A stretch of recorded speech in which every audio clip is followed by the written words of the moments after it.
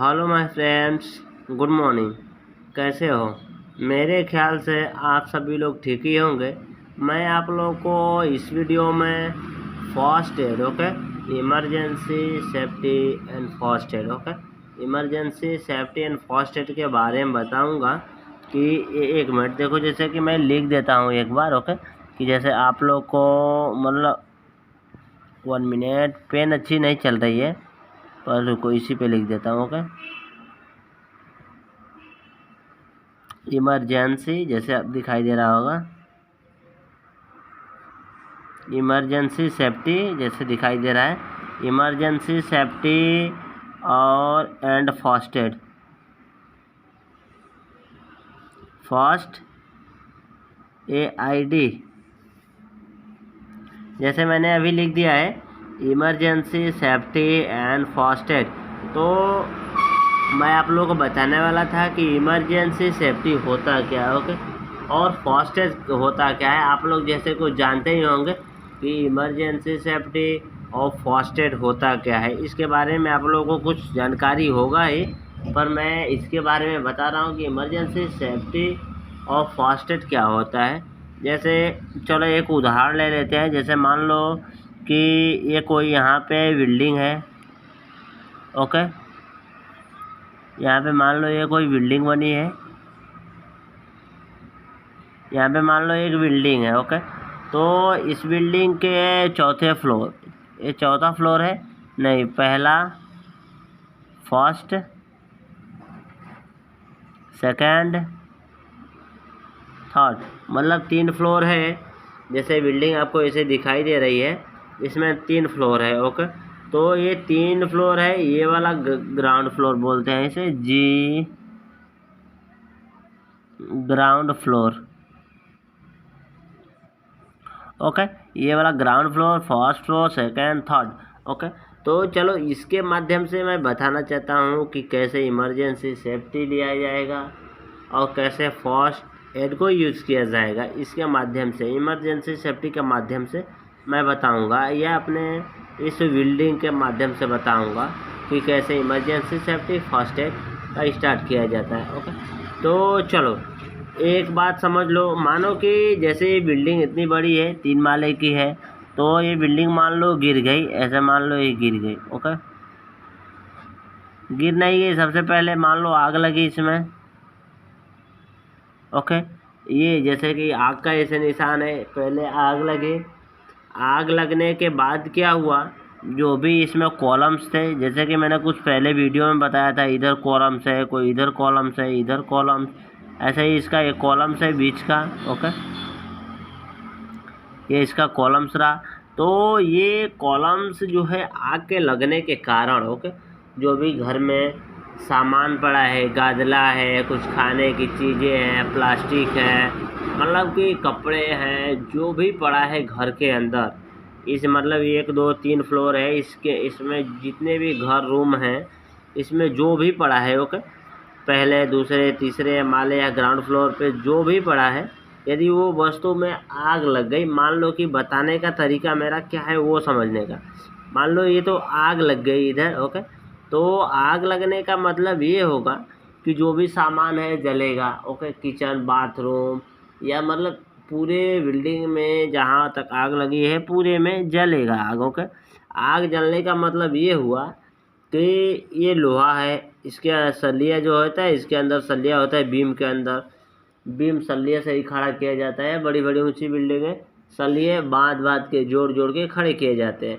तो जब आग लगती है तो क्या होता है कि जब आग लगती है तो जो ईंट, कंक्रीट, रेती, सीमेंट, जो भी सलिए के ऊपर लगाया जाता है, सलिए के ऊपर लगाया गया रहता है या उसे फिक्स किया गया रहता है, तो उसका मतलब रिएक्शन क्या होता है। जैसे मान लो कि बहुत टेम्परेचर हो गया, ये फर्स्ट, सेकेंड, थर्ड फ्लोर, इन तीनों फ्लोरों पे मान लो कितना तापमान हो गया, जैसे कि मैं ले लेता हूँ 150 डिग्री सेल्सियस, ओके। मान लो 150 डिग्री सेल्सियस का तापमान हो गया है इस बिल्डिंग में। तो वो इस बिल्डिंग में 150 डिग्री सेल्सियस का तापमान हो जाने के बाद अब क्या होगा, तो जो रेती है, ईंट है, सीमेंट है, कंक्रीट है, जो भी दीवार से लगा है, तो तापमान पाने की वजह से, तापमान मिलने की वजह से, ज़्यादा तापमान होने की वजह से वो क्या है, वो छोड़ने लगेगा। मतलब कि उसकी जो मजबूती है, जो उसका पकड़ है या उसका जो टिकाऊपन है, वो हीट के कारण ख़त्म हो जाती है, मतलब कि दुर्बल हो जाता है और वह दीवार या बीम से छूट जाता है। ईंट, कंक्रीट या रेती, सीमेंट सब, मतलब कि तापमान लगते, मतलब ज़्यादा तापमान हो गया तो तापमान लगने के बाद वो एक दूसरे को छोड़ देते हैं। कहने का मतलब ईंट, कंक्रीट, रेती, सीमेंट, वो जो भी है ना, सदलिए से छूट जाएंगे। कहने का मतलब क्या हुआ कि निकल जाएंगे तापमान के कारण। तो इसमें ये होगा कि जैसे मान लो कि चलो एक यहाँ पे मैं बीम बना देता हूँ, जैसे कि बिल्डिंग का बीम होता है, ऐसा मान लो ये बीम हो गया, ये इसका अंदर का ये सलिया हो गया, ये इसमें मान लो ऐसे बांध रखा है, जैसे मैं अभी दिखा रहा हूँ, ऐसे समझ जाओ प्रॉपर। ऐसे मान लो ये बांध रखा है, ओके। और इधर ये सीमेंट भरा है, सीमेंट, ईंट, कंक्रीट, ये सब इसका साइड साइड भरा है, जैसे वीडियो में दिखाई दे रहा है। ये साइड से मान लो ये भरा है, ओके। तो इधर इधर आग लगी है, इधर आग लगी है, जैसे पूरी बिल्डिंग जल रही है, ओके। तो ये क्या होगा, ये टेम्परेचर यहाँ पे जनरेट करेगा, ये टेम्परेचर यहाँ पे जनरेट करेगा। ये मतलब इसके काम सटीक नज़दीक इसके, मतलब ये टेम्परेचर जनरेट करेगा। और ये इसका जो भी इधर का सीमेंट, ईंट, कंक्रीट, रेती, जो भी इधर का ये लगा है, ये तापमान की वजह से इसको छोड़ देगा। इसको तापमान लगने के कारण ये दुर्बल हो जाएगा, कमज़ोर हो जाएगा, और ये जो इसका बीम है इससे छोड़ देगा। तो छोड़ने का मतलब क्या हो जाएगा कि जैसे ही ये रेती, ईंट, कंक्रीट, सीमेंट, ये वाले एरिया जैसे ही ये तापमान से छोड़ देते हैं, तो ये होगा, अब ये तो छूट गए, अब बचे अपने, ये आगे बना देता हूँ एक और, जैसे दिखाई अभी नहीं दे रहा होगा। ऐसे मान लो ये हो गया अपना विम, ये अपना विम ऐसे बचा, ओके।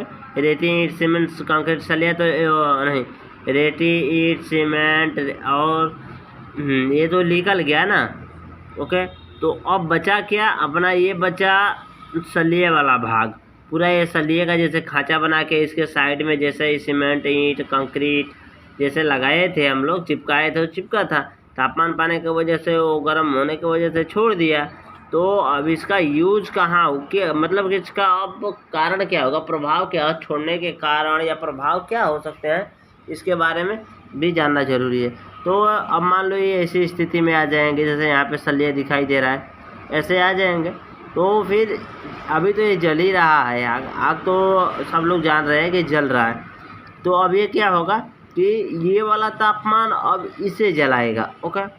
ये क्या है, सलिया है, सरिया, जो बीम या कोई भी मचान तो छोड़ो, जैसे बीम बनाया जाता है कंस्ट्रक्शन में, वो बिल्डिंग बनाई जाती है बीम, ओके, सरिये से सपोर्ट में लगा कर, ईंट, कंक्रीट, बाजे, रेती, सीमेंट सब लगा कर इसे चिपका कर ऊंची बिल्डिंग बनाई जाती है, ओके।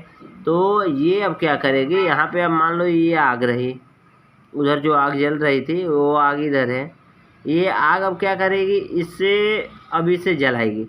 तो आप लोग जानते ही हैं कि यदि लोहे को, एक देखो यहाँ पे एक और फिगर दिखा दे रहा हूँ, जैसे मान लो ये लोहा है, ओके, चाहे इसको नहीं, इसको ले लो सीधा वाले को, ये एक लोहा है, या मान लो कि रॉड है, या रॉड नहीं तो सलिया मान लो। तो अब इसको क्या किया जाएगा, अब मान लो इसे गर्म किया जाए 150 डिग्री सेल्सियस, जैसे कि ऊपर तापमान मैंने लिख रखा है, चलो 150 डिग्री सेल्सियस पे एक सलिए को गर्म किया जाए।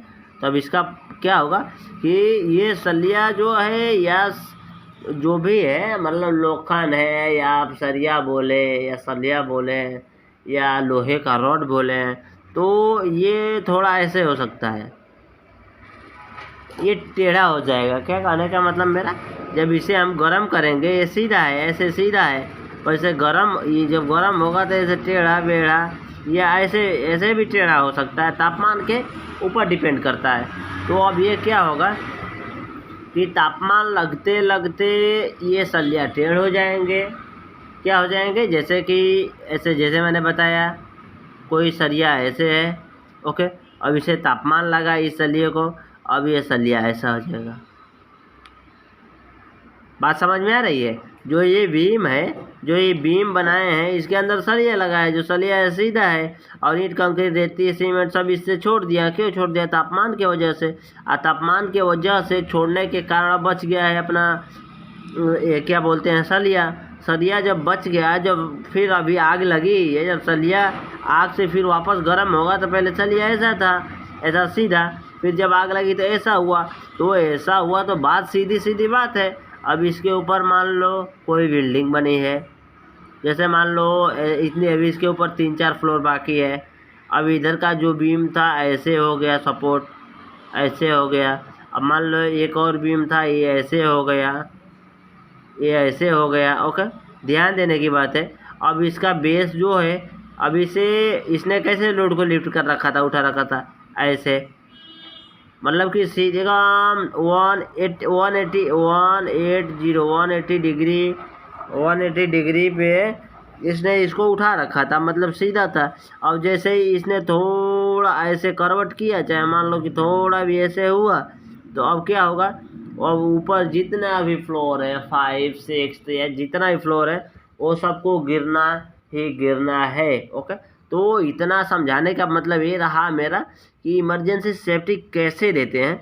तो ये जब घर इस प्रकार की परिस्थितियों से गुजरता है, तो इन घरों में से जो भी आदमी, व्यक्ति, लड़के, बच्चे, बच्चियाँ जो भी निकलते हैं, उन्हें इमरजेंसी सेफ्टी दिया जाता है। इमरजेंसी सेफ्टी यही है कि हम जो भी व्यक्ति, घायल व्यक्ति यदि किसी बिल्डिंग मकान में गिरे, धंसे, बड़े मिल रहे हैं, किसी रोड एक्सीडेंट में मिल रहे हैं, यदि हमारा वो काम है, तो उन्हें फर्स्ट एड पहले करना चाहिए। यदि मान लो कि छोटी मोटी उन्हें चोट है, या मान लो छोटी मोटी चोट है, तो यदि मान लो छोटी मोटी चोट है, पहले ही बोला छोटी मोटी चोट है, तो फर्स्ट एड के जरिए हम उसे ठीक कर सकते हैं। पर यदि कुछ बड़ा है तो उन्हें हमें डायरेक्ट हॉस्पिटल में एडमिट कराना चाहिए। क्या बोला? डायरेक्ट हॉस्पिटल के लिए उन्हें ट्रांसफ़र कर देना चाहिए। ओके, या एडमिट करा देना चाहिए दूसरे हॉस्पिटल में। तो इमरजेंसी सेफ्टी यही होता है। जैसे किसी बिल्डिंग में आग लगी, आग लगने के बाद ऐसे आग जलती रही, उसके बाद ऐसा पोजीशन आया, मेरी बिल्डिंग गिर गई। तो फिर मान लो कि ऐसी स्थिति आ गई, इसके बाद ऐसी स्थिति आई, इसके बाद हमें इमरजेंसी सेफ्टी की ज़रूरत पड़ी। मान लो कि मकान कोलैप्स हो गया, मतलब मकान गिर गया। मकान गिरने के बाद अब क्या चाहिए? अब हम लोग को उसकी सेफ्टी चाहिए। अब इमरजेंसी सेफ्टी हम करेंगे, आएंगे फायर फाइटिंग करेंगे आग बुझाने। फायर फाइटिंग क्या करेगा? तो बिल्डिंग तो गिर ही गई। मेरा ये बस बताने का मकसद था कि इस प्रकार से यदि ऐसी सिचुएशन, ऐसी स्थिति आती है तो हमें क्या करना चाहिए, मेरे बताने का मकसद था। ओके, तो इमरजेंसी सेफ्टी यही होता है कि कहीं मकान या कुछ भी कॉलम्स या कुछ भी हो जाए, तो इमरजेंसी सेफ्टी बचाने के समय फर्स्ट एड किया जाना चाहिए। फर्स्ट एड यदि मान लो बहुत छोटी सी जख्म है, इंजरी है, थोड़ा सा इंजर्ड हुआ है, तो उसे हम आसानी से कर सकते हैं। पर यदि कुछ ज़्यादा हादसा हो चुका है तो उन्हें डायरेक्ट हमें हॉस्पिटल में एडमिट करवाना चाहिए या हॉस्पिटल के लिए ट्रांसफ़र कर देना चाहिए। तो मेरे कहने का यही मतलब रहा कि इमरजेंसी सेफ्टी यही होता है कि हम अपने या कहीं भी फायर फाइटिंग करने जाए, यदि वहाँ पे आग लगी है तो वहाँ पे बचाव कार्य के साथ साथ फर्स्ट एड का भी काम करना चाहिए। ओके, तो हम अपने से अधिक या अपने